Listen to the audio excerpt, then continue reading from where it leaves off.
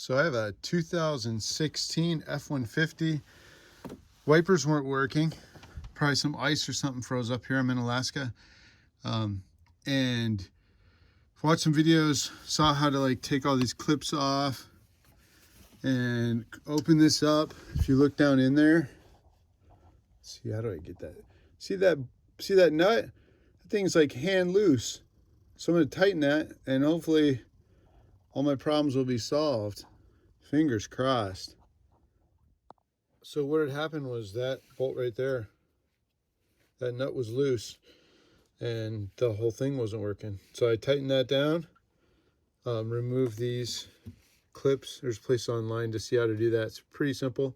Tighten that down with a little dinking around. I got this set up, so I think it's gonna work now. Moment of truth.